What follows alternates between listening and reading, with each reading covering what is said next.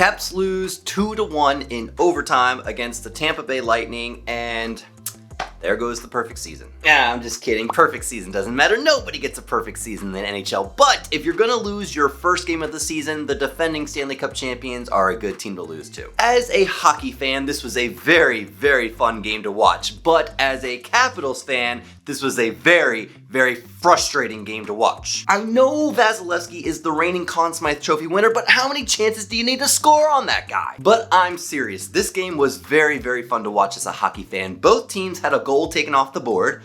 One a little more exciting than the other. And both teams had a lot of great chances on net, and both goaltenders looked outstanding, making spectacular saves, just diving and stretching and splits, and just, the athleticism was insane. I mean, that one save that Vanecek made with Corey Perry right in front, deep deke, and he tries to go around the left pad, and Vanecek goes full split, sticks out the toe, and makes the save. I think I pulled my groin just watching that. And Vasilevsky just shouldering away a deflection to keep his team in it at the very end of the game. You just have to appreciate good hockey when you see it. I know the Caps ended up losing, but they gain a point in the standings, and that, at the end of the day, was just a lot of fun to watch. Frustrating, but fun. And speaking of good goaltending, how about Vanecek in this game? Last game and this game, I didn't really talk about him in the first video, but he was lights out, outstanding. Gives up one goal that he had almost no business saving anyway. This game, he had just as good of a game, making plenty of spectacular saves. Better than last season. Down low, Belmar, beaten to the punch there by Vanecek. Loose puck here, right up the gut, backhand, Vanecek the save. Drops it off on the feed there. Great stop by Vanecek.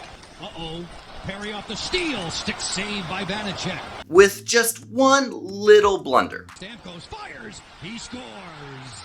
And you got 14 seconds left in overtime. That's a time when you really need your goaltender to make a save. But come on, it's Steven Stamkos, and he's got a full head of steam behind him, coming down the right wing.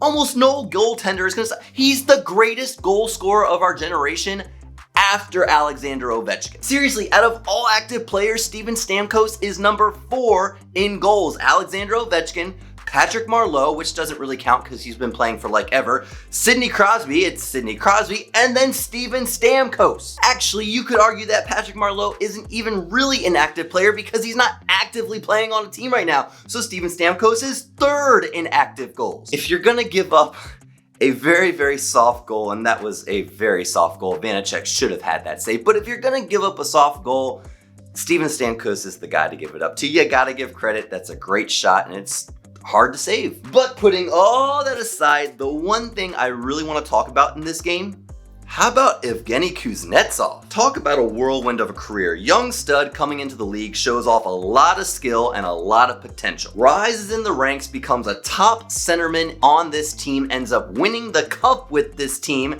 then has a lot of controversy with this team. I had a comment last video, somebody asking me how I felt about Capitals fans booing Evgeny Kuznetsov still, even when he plays well, like when he scores a goal. To me, there's generally no reason to ever boo a player on your own team. You're a fan, you're cheering for that team. Why would you ever boo them? But I understand a lot of people are frustrated with Evgeny Kuznetsov right now, me included. And after all the off-ice antics that he got into last season and COVID protocol and whatever happened, he comes out in this game and has just a magnificent game. He really stepped up and started to show why he is the player that we made him out to be. So many great little plays and passes to find the open man, great shots on net, great chances. He was all over that ice tonight, and you could tell he looked like a different player than he did from last year. And if the Caps are going to go anywhere and rise up in the ranks anywhere this season, number 92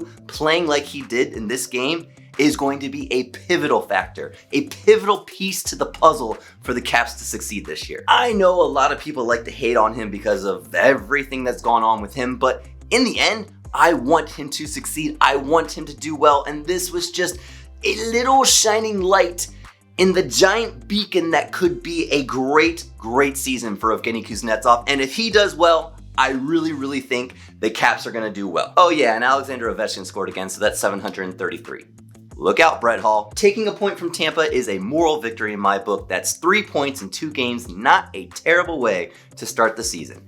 If you enjoyed this episode, please hit that like button as always, and if you enjoyed your time here, please consider subscribing to the channel. I would love to see you come back, and as always, Caps fans, let's go Caps!